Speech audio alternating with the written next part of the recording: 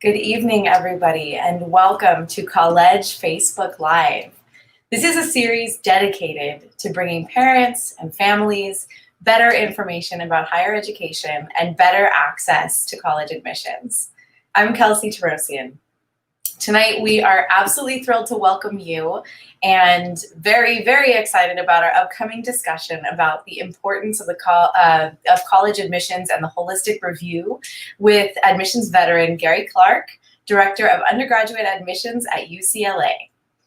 For any of you who don't know who we are, Colledge is a private admissions advisory group where college admissions professionals working with families and students anywhere on their path to higher education. Our work, of course, helps students identify and apply to best fit colleges, but what it also does is it really ignites their deeper passion and their potential during their journey along that path. Without any further ado, I'm going to invite our wonderful panelists to join the stream. First, I want to introduce Jenny Umhofer, who is our owner and founder and our host tonight. Welcome, Jenny. Hi, thank you, Kelsey. Thank you. Next, I am very pleased to introduce Gary Clark, who is the Director of Undergraduate Admission at UCLA. Hi, Gary. Hello, how are you? Good, how are you? I'm doing good, thanks. Good. So anyone not familiar with Gary, I want to tell you a little bit about him. He has served in the college admissions profession for actually over 20 years. He began his career at his alma mater, Christopher Newport University, and then at College of William and Mary, both in Virginia, for anybody who doesn't know. He then joined the admission office at Pitzer College in Claremont, which is where he worked for 6 years before joining the admissions staff at USC. After 7 years there, he joined UCLA in his current role in November of 2012. So not only is he an admissions veteran, but he's been the Director of Undergraduate Admissions at UCLA for some time now. So without further ado, I want to hand it over to you guys, and looking forward to listening to your conversation. Great, thank you. Thanks so much, Kelsey. Gary, it's so good to see you. Gary and I, we both worked at UCLA, but at different times. And we know a lot of the same people. And I believe the last time we were together was for my radio show many years ago, where Gary was the most wonderful guest that I could ever ask for. So thank you so much for being willing to talk with me again, Gary. My pleasure. Happy to do it. So, wow, that's all I have to say. Lots has changed. Right. Did you ever think you'd see this much movement away from standardized tests and towards holistic admissions? You know, it's interesting. I think there's been a lot of discussion and I think kind of movement towards test optional, but a lot of it has really been just that. It's been discussion. You know, places are thinking about it, considering it, and as awful as COVID-19 has been, and certainly it has been for many people. You know, I think it in some ways gave colleges permission to just make that final decision, to finally decide, yes, you know, for all of these appropriate reasons, we are going to move towards a test optional process, you know, for the health and safety of students, and the fact that so many administrations had been canceled at that time. I think it really gave colleges almost permission to make that choice. So I think it really sped it up. You know, if it hadn't been for that, there may have still been a slow movement in this direction. But I think the really pronounced change you've seen and a lot that you've seen in the news around colleges making this move, I think has really been prompted by the pandemic. The interesting question will be to see over the next several years, hopefully post-COVID, you know, do colleges stick with that test optional approach? Is it a temporary thing, or is it something that's going to be a more permanent decision for lots of colleges and universities? So yeah, no, I would not have, at the beginning of this academic year, I would have had no guess that this many colleges would have moved in this direction. Hear, hear, right? That's so true. And yes, I mean, we know that the pandemic is obviously driving a lot of this movement towards test optional, but I wonder if you can talk about some other reasons why schools have considered going test optional. Yeah, I mean, you know, I think there's been discussion around standardized testing since there's been standardized testing, and the role that it can and should play in an admission process. This is something that UC and the faculty at the University of California really took up, you know, about a year and a half, 2 years ago, to really explore, what role should standardized testing play? What are the benefits and drawbacks of considering an exam? I think there are lots of good reasons why a school might decide to either keep or move away from the exam. I think when you have a standardized test and a national high school curriculum that is not standardized, we generally, students in K-12 learn similar things at potentially similar times, but there's nothing akin to standardization in the way that students are taught or learn in K-12 in this country. And then I think there have been lots of questions about, who is advantaged or disadvantaged by standardized testing. What role do other characteristics in a student's life play in their access to preparation and their performance on standardized testing? And, is what it adds to the evaluation of an application worth some of those drawbacks, considering all the things that a college or university might look at or consider in an admission process that are probably over a much longer stretch of a student's life. How do you compare that and square it with an exam that they take for 3 or 4 hours on a given day? So I think that's why colleges are really, I think, more open to the idea of looking at a process that does not include standardized testing, or at minimum give students the option to decide if they think standardized testing is really something that presents a strength for them or not. Sure. People use the term holistic admission a lot. It's another term that has been out there, and I think it may mean different things to different people. I'm wondering if you can talk about what it means to you. Yeah, I mean, it's been interesting as I've worked at different places of different sizes and size staff and application volume throughout my career. It's meant something very similar and on one hand and very different in others.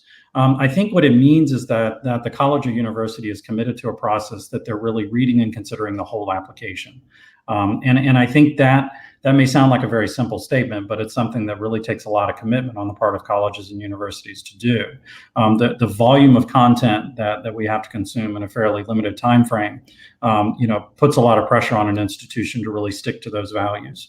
There are many institutions that, and it's not necessarily a bad thing if I say it this way. Like, there are places that are not super highly selective institutions that can fill a large portion of their class by saying, look, if you meet these basic minimum thresholds, welcome. You can enroll at our institution. So I think that's a good thing. But I think for places, especially that as you tend to look more towards the highly selective institutions, I think what we're saying to students is that we're doing everything we can to consider the whole student. Certainly there are quantitative factors in an application, grades, curriculum, standardized testing, big asterisk next to that, especially for the coming cycles. But there are also a number of qualitative things in the application that really add something valuable that helps us to not only determine who's a good fit for our community, but to predict what kind of student might be successful and contribute to the campus community that we offer. So when schools ask students to write essays or personal insight questions, or for places that collect letters of recommendation or want to interview students or that type of thing, that's not fluff. I mean, that's helpful information that allows the college to really know the student beyond just a set of numbers, and to really know who's the individual behind that, those set of numbers, and how do we think they as a person will contribute both in and out of the classroom on our campus. It's tougher to really dig deep on that when you maybe only have a couple of numbers to consider. So holistic just means, for us and for the institution I represent now, it means that everything that you fill out and share with us in the UC application is valuable, is insightful, and we're going to take the time to read it as you've taken the time to really prepare and provide us with that information in the app. And I guess, does it take different forms at different schools? I guess that is the big question. How is it different, or how is it the same? I think the kind of bones of it have been similar for me at the places where I've worked. I think it is that commitment to reading everything. It is that commitment to being holistic in how we consider the whole student in an application. But the mechanics of how that plays out at different places can be strikingly different. When I worked at Pitzer at that time, this is granted 20 years ago now, but it was 6 of us sitting around a table with boxes of paper files, and we were reading apps together and making admission decisions. Well, I'm at an institution now that receives close to 110,000 freshman applications. There isn't a table big enough to hold all the people that read applications for us, and we can't have those same kind of group conversations in the way that you might be able to at a small liberal arts college. The value and the commitment is the same, but the way that we go through that read process is a little bit different. At every place I've been, and I feel privileged that this has been the case, but at every place I've been, every app is read at least twice, before any kind of final decision might be made on an application. And even at a place like UCLA, we maintain that same kind of commitment. So that takes a lot of resources and time and effort, but I think for places that are really committed to providing that kind of process and evaluating students in that way, you got to put the resources towards it to make it a really valuable reading process. That's actually an incredible feat. I just want to underscore that, you read every application 2 times. I genuinely do not know how you do it. I didn't have glasses before I started at UCLA. Yeah. So for those students and parents that are listening, I'm wondering, what are 3 things that every student should know about holistic admission as a takeaway? I think the 3 things I would want you to remember as you think about our process. One important word that I use a lot in describing our work is context. As we're reading an application, we're looking at everything in context. And what I mean by that is that, so in the case of like some of the numbers that we talk about, a GPA, a 3.8 is not a 3.8 is not a 3.8. A 3.8 at one school in one kind of curriculum can mean something very different than a 3.8 in another school in a different curriculum. We're not looking at the number as the benchmark of whether we think a student is competitive or not. What we're doing is looking, where does the student attend school? What kind of curriculum and opportunities are available to the student in that setting? And then evaluating the degree to which we think the student has taken advantage of some of those courses and at what level have they performed. And that's important because, I think, especially as it relates to UC, I think people always hear these horror stories that like, well, if you don't have a 4 or 5 weighted GPA, you're not getting into a UC. And it's like, well, there are some schools where that GPA, might put a student in the 2nd or 3rd decile of their class. And there are other places where a 4.0 is absolutely the highest that you're going to get. And that's the reality of that school because of the way they grade and because of the access to any AP, IB, or honors types classes. So our goal in that is really just to understand the school environment and understand the opportunities available to the student before we begin to evaluate and assess the quality of the academic work that they've completed and present to us in the application. So context is something that matters a lot in the way that we consider credentials in the application. The next one I would say is authenticity. I think when especially as students are thinking about what they write in a college essay or in the personal insight questions or something, I think colleges really want to see that authentic voice. We want students to spend less time thinking about what it is they think we want to hear and more time about, what it is that they want to say. You can't reverse engineer admission decisions. You can't say, well, my friend wrote about this and he or she got in, so I'm going to do the same thing and it's going to work out the same for me. You've got to tell your story. And that's what we want. And I think especially for a place where we don't collect letters of recommendation and we don't interview students, that writing is the only voice of yours we get to hear in the application. So I think authenticity really matters a lot. The last thing I would say is really focus on what you can control. And when you're thinking about an application or an admission process and how we make decisions, there are going to be certain things that are just outside of your control. Ultimately, we're going to make the decision as to who we think best fits our campus community. So don't stress and worry about the things that you can't control. Focus on what you can. And what you can is telling your story, performing well, focusing on your coursework, being thoughtful about what you share with us in the application. These are things that you can control. What you can't control is the ultimate decision. And you can't control things that are already in the past. Maybe you stumbled in a class a year or 2 ago and you're stressed about that and you're worried about that. Can't control it. Nothing you can do about that. Don't worry about it. You can write about it and maybe mention what happened and give us some context in the application, but can't change it. So I think I would tell students, apply to a broad group, have a good list of colleges that you think really might fit you, and focus on the things that you can control in the process, and don't spend any time stressing about the things that you can't. So wise, so wise. I think those are words of wisdom for all of us, perhaps, right now. Maybe I can follow my own advice. Right.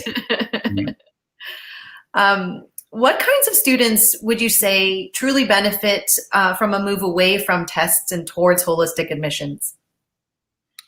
I think, there are lots of students who maybe feel like standardized testing is just not a reflection of their best academic work. A standardized test to varying degrees are tied or not tied to the kind of work that you feel like you're doing in the classroom. And I think there's a lot of anxiety that comes in test taking, and that varies for individuals. Some people are super anxious about taking exams. I don't know that there are any of us that aren't concerned at all. I think everybody gets a little nervous about a standardized test. But I think who this benefits are students that might have looked at, colleges and universities and maybe even highly selective colleges and universities and said, looked at those middle 50% of SAT scores or ACT scores and said, God, those numbers seem really high. That makes me nervous. I'm out. I'm just not going to bother applying. And I think we don't want that to happen. I would, even in an environment where we required testing, I would always explain to students that, test scores don't make or break the decision. They're one of many things that we look at in an application review process.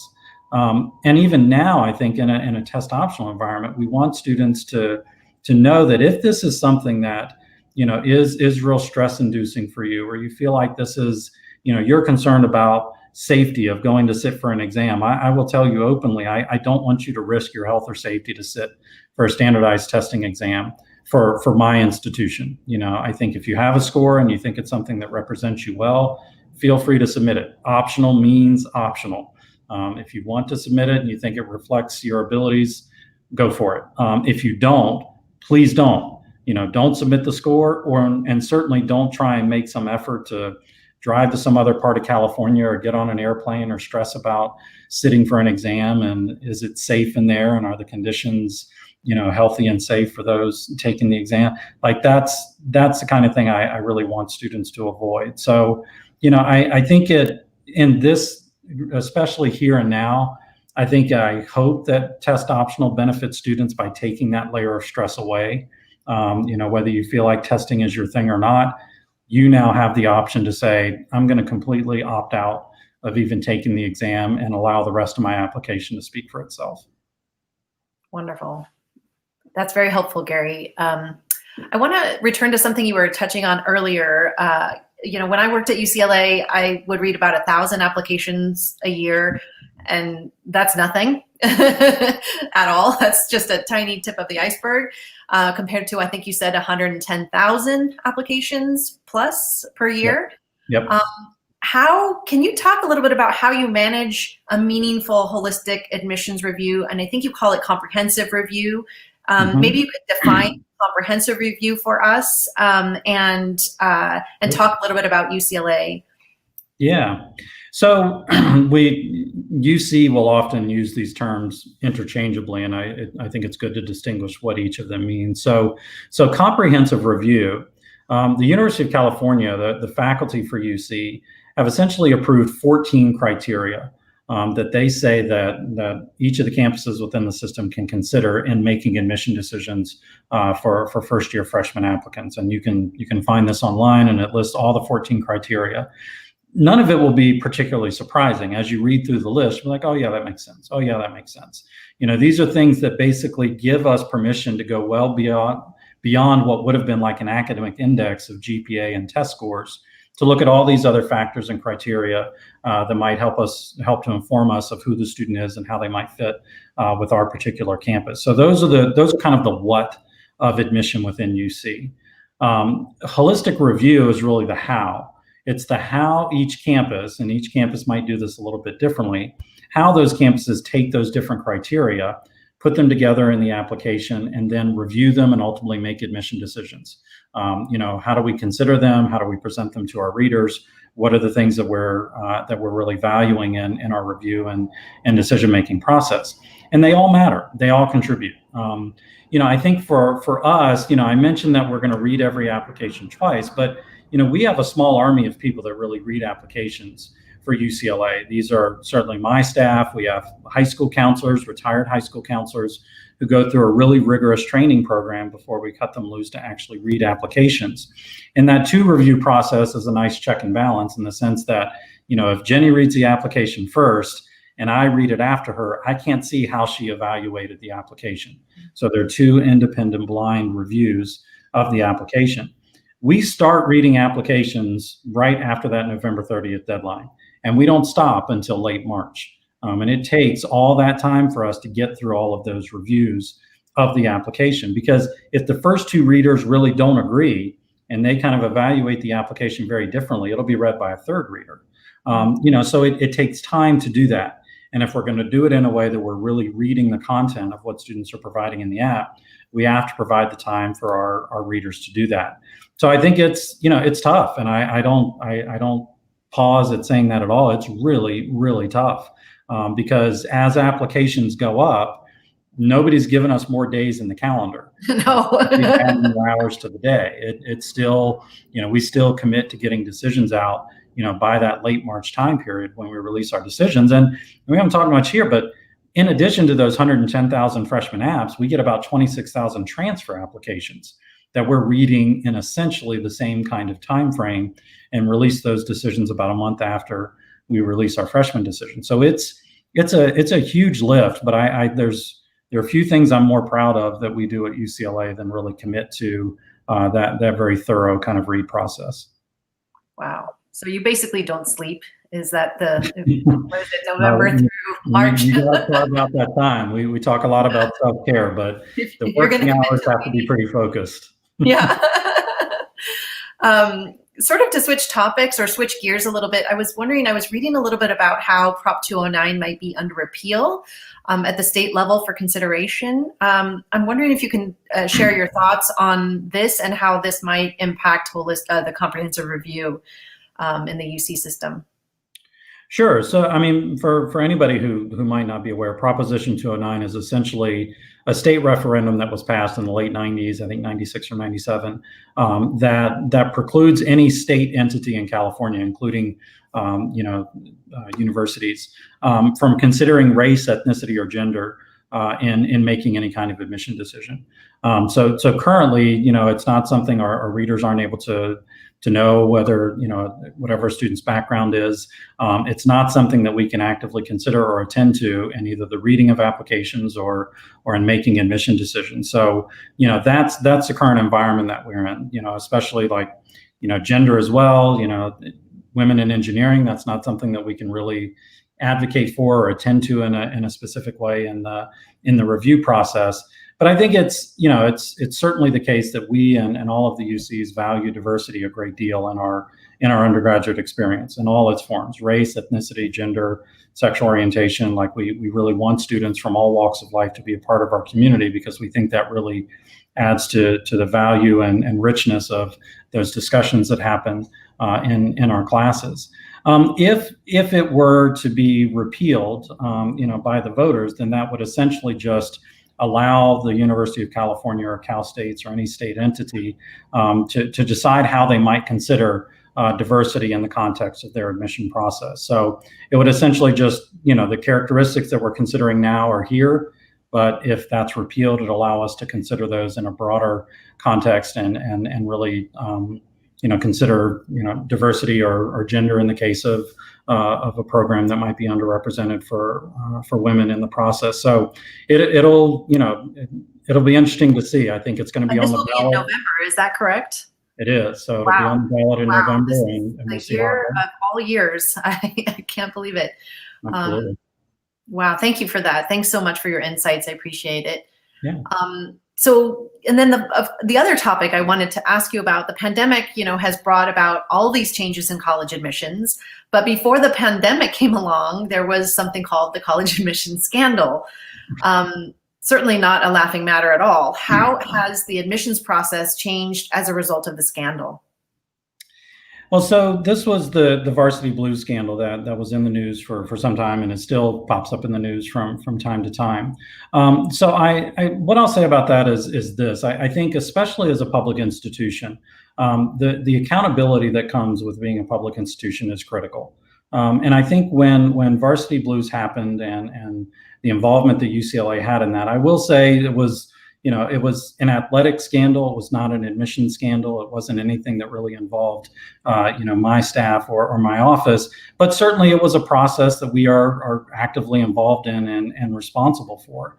I think it was awful. I mean, I think the influence that was levied on people that should have had more integrity in how they, presented candidates in our process is something that was rightfully called out. I think we're happy that we're aware. I think we've made a lot of positive changes to ensure that kind of thing doesn't happen again. And we've brought in outside groups and are getting feedback on how to really, plug any of those holes in our process. And we've really made a lot of improvement. So I'm proud of what we've done. It was only a couple of cases, but it really doesn't matter. I think even if it's just one, it's something that I think is awful. And I think as we learned about that and understood what took place, we quickly acted to ensure that those that were involved were held accountable, and that we did everything we can to ensure it doesn't happen again. Well, I'm so grateful that you have such integrity and that you're at the helm at UCLA.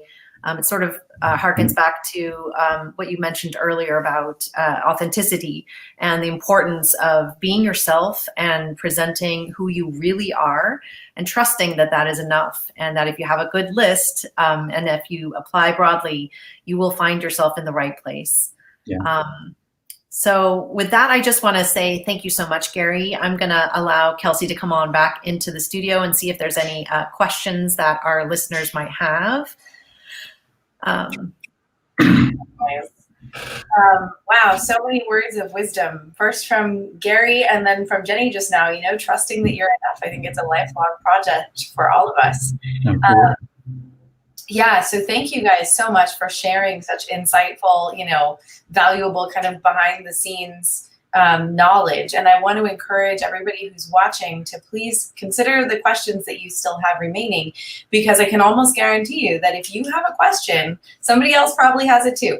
So I want to encourage you to pop it into the comments box, whatever platform you're watching on, and we'll get to as many as we can. But while we're waiting for people to put their questions in, I have a question of my own, if you don't mind.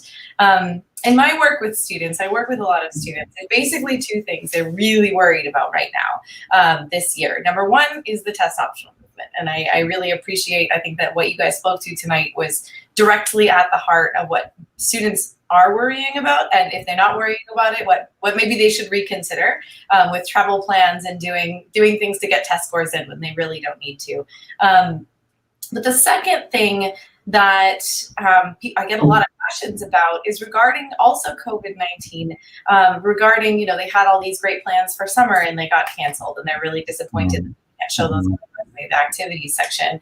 Or the personal insight questions, they're hearing all kinds of different things from different people. They're hearing definitely don't write about COVID-19. They're going to be overwhelmed. Everybody's going to write about it. Don't write about it.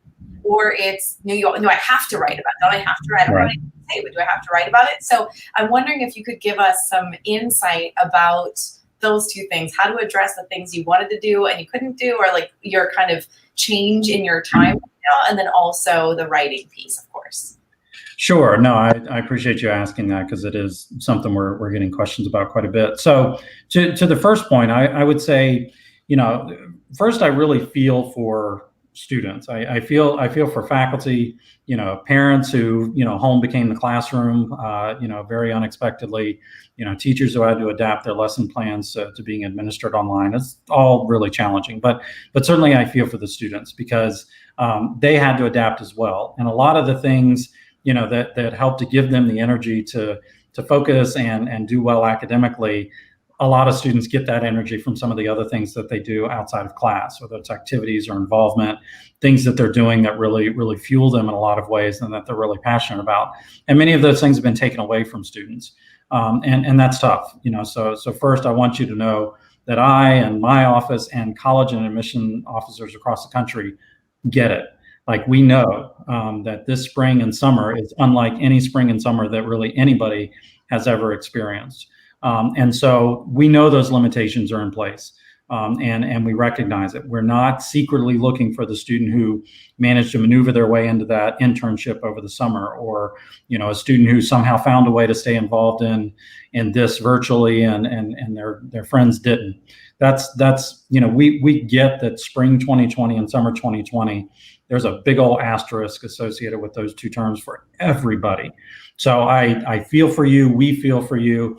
And know that that's something that we're not looking to hold that against you in the admission process. We're human beings ourselves. We dealt with the impacts of that time period as well. So we're going to be very understanding of, any kind of bare blank paper during that time, because we know there weren't a lot of opportunities for students to engage. So don't stress it. That's one of those, don't worry about it, because it's not something that was within your control.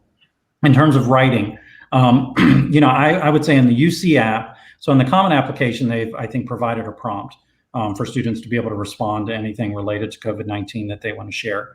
The UC app has not added a prompt. We have our 8 personal insight questions. Students choose 4 of them to respond to, but we also have an additional comment section, and that's where we're encouraging students, if they want to share something,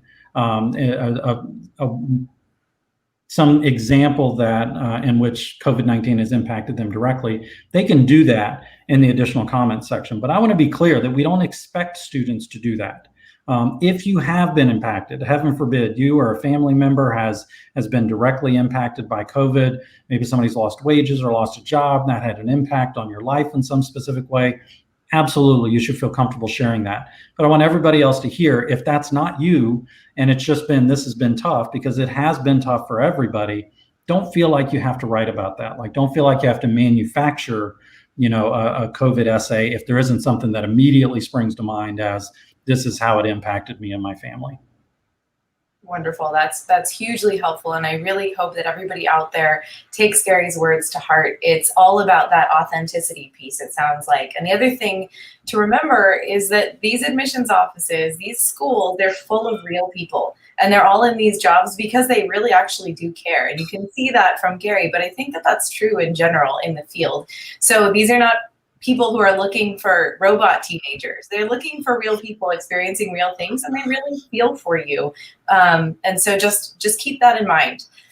We have a couple of other questions that have come through. I have one person who's wondering for a little bit more light to be shed on the athletics admissions process. Can you share a little bit about that, Gary? Sure. So when it comes to, we're a Division I program, Pac-12 school. So for Division I athletics, I'll state it very simply and then I'll elaborate. You're either a recruited athlete or not. And generally, if you're being recruited by one of the coaches for a particular sport. And you often know that maybe, as junior year or certainly by senior year, if you've been in contact with a coach and they're interested in recruiting you potentially for a program. Students apply to UCLA and fill out the UC app as any other student would. We're going to read the application, but we also have what's called a student athlete admission committee that's staffed by faculty and staff from my office, and representatives from athletics will present candidates who are being recruited by the coaches, but ultimately they don't have a vote in ultimately who's admitted to the institution. So if the coaches recruit students, they present them to us. They present a number of credentials associated with those students to validate their experience and participation in the sports that they're a part of. And then ultimately this student athlete admission committee comprised of faculty and staff will ultimately make the decision about whether that student will be supported for admission. So ultimately the student has to be seen as a student who can be successful and competitive in a pretty rigorous environment at UCLA. That's the kind of thing that we're considering in that committee process. And then ultimately the student can't be admitted without support from that committee. So, oftentimes you'll hear, commitment, so-and-so is committed to this place and they're a junior or a sophomore in high school. They may have committed, but the institution hasn't necessarily committed to that student until they have a national letter of intent and until they've been admitted by the admission office. So with UCLA, until you have a letter signed with my name at the bottom, you haven't been admitted. Wonderful, thank you. Then I have another question that just came in, wondering about merit scholarships. Will a student without test scores be considered for merit-based scholarships now in the UC system? Absolutely. And I can speak certainly for my campus that there's no scholarship that we administer out of my office or out of our financial aid and scholarships office that requires that a student present a standardized test score. So there's not going to be any change to our approach based on whether a student submits a standardized test score or not. Now, there are private scholarships that are kind of outside of college and universities, independently funded scholarships that students can apply for that may still require standardized testing. But those are small in number and often not huge monetary scholarships. But those are independent. They're not really controlled by or decided. The students who receive it isn't decided by my office. So for us, any scholarship that is kind of one of our main scholarships administered at UCLA, whether you submit standardized testing or not, isn't going to have an impact on your likelihood of getting the scholarship. Wonderful. That's hugely useful, and I hope it's a relief to hear. Thank you for everybody who's asking these great questions. We've got another one, which is an interesting one. It's not one I've asked before. Person is wondering if it would negatively affect a student if they apply to many UCs. For example, if UCLA is a student's first choice, is it better for them to apply only to UCLA? Would it negatively impact them if they send applications to 5 or 6 different UCs? It's a great question. I'm really glad somebody asked that question, because this is one of these myths that I enjoy debunking. There is one application for the entire UC system, and I think that's part of where this kind of myth comes from. When you fill out the application, you indicate which of the campuses you'd like to apply to. You submit a separate application fee for each campus that you're applying to, or if you receive a fee waiver, you can apply to up to 4 campuses utilizing that fee waiver. Once you click submit on the application, because it's actually housed at the Office of the President, they then kind of farm the data out to the individual campuses for us to then evaluate and make admission decisions. I could care less where else you've applied within the UC system. It has absolute, we don't look at it, we don't consider it. It's not anything that I know or our readers know when they're reading apps or making, ultimately my office making an admission decision. I think there's always this idea that we're kind of peeking over the fence to see what's happening at the other campuses, and that absolutely does not happen. Once that application has been submitted, you're being considered individually and independently by each of the campuses that you apply to. Wonderful. Especially when you're not sleeping at all. Exactly. More research. Exactly. That's a greatly definitive answer. I've got a couple more questions. I'm wondering if you've got time for just 1 or 2 more. Yeah, please. Great. Another person is asking if the FAFSA is required to be considered for UCLA merit-based scholarships. So that's a good question, and there's some nuance to that. So to be considered for financial aid of any kind at UCLA, you have to submit the FAFSA, the free application for federal student aid. It's kind of a universal thing that's required to apply for financial aid at any college or university. I'm trying to think if there are any merit scholarships that we award that do not require the FAFSA. So the only thing that I can think of that you could be considered for without potentially submitting a FAFSA might be our alumni scholarships. And they're not for children of alumni, they're just funded by UCLA alumni. They are merit scholarships. They're not tied to whether you have need or not.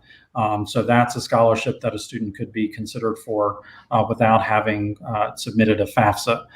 But I think it's generally a good idea if you are applying to a college to consider submitting the FAFSA, because even if you might not get aid, it does allow colleges to maybe consider you for a broader range of potential scholarships than if they didn't have that information. So I would say when in doubt, take the time to fill out the FAFSA.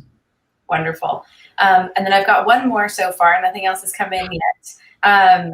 How will the great number of new applicants taking a gap year this year affect next year's admissions? Good question. That's a good question. Yeah, and it's one I've gotten fairly frequently. So just so you know, for UCLA, this is our general approach to deferral requests, and then I'll talk about kind of what we've done this year and how it's a little bit different. So our general approach is we don't grant deferrals.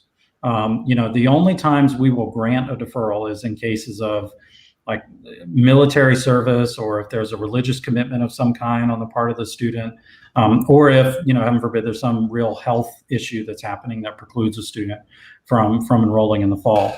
We consider those on an individual basis. The student submits a request to my office, and we ultimately will communicate back to the student whether we're able to grant that deferral.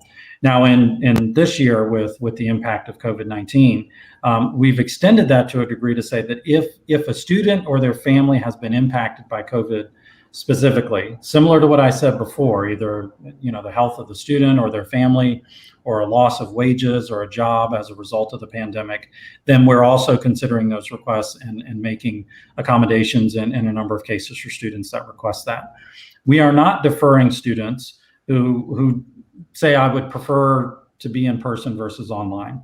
We are offering, what we think is really an extraordinary experience. Look, we would all prefer to be in person, but I think we and lots of other colleges have really invested heavily to offer a wonderful experience for our students, even if it is virtual in nature. So the short answer after the long answer to your question is, what we've done in terms of deferrals this year will have zero impact on the number of students that we're interested in enrolling or how many students we might admit next year. The numbers have stayed relatively small. We really haven't gotten a huge number of requests. They're not strikingly different from the numbers that we've seen in previous years.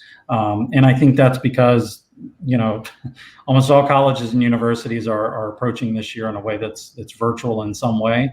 And so I think students recognize that and are just going to work with us to really make the best of a different year and make it a good experience.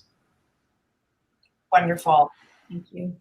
Thank you so much. So I'm going to wrap it up here. And I just want to say, as a group that's trying to reach as many families, as many students as we possibly can to provide more information, more valuable information, and better access to college, I want to thank you so much for joining us, Gary, and for sharing your obvious care for the students, for this work, and for letting us kind of get a peek behind the curtain and see through your eyes for the evening. We really appreciate it. Of course. Thank you. Yeah, and I also I want to speak to anybody who's watching. I want to let you know, if you feel like you might need more information, and nobody would blame you if you did. Not only are there already, 2,000 plus undergraduate schools out there before the pandemic, forgetting about the pandemic, but now there's all of these changes. If you feel like you need more information, know just that even if you want to talk, the first step with us is just a free phone call. We would be more than happy to talk to you about your specific circumstances, what to think about, and honestly, even what to think about can be so hugely helpful because you just don't know what you don't know. And we can help give you insight, and our goal is to help. We just want to help. So if you call and you get what you need there, fantastic. If you need more help and you want to work one-on-one, fantastic. We just are here to help as many people as we can. I want to encourage you also to follow us on social media, to find our website, and just get as much as you can from our free community resources, because we're trying to just be on the ball with as much new stuff, as many conversations with in the know admissions people like Gary as we possibly can. I want to say thank you all so much for staying with us tonight. And we will be having a couple more talks coming up. We have one planned for September 3rd. If you follow us with Pomona, our speaker will be talking a little bit about the value of a liberal arts education. And then we will be hearing from CMC the following week. My colleague will be talking about the college interview. So I hope you will join us. I hope you will just keep learning and taking advantage of all of these opportunities and resources at your fingertips. And we all wish you the best. Thank you so much. Good night, everybody.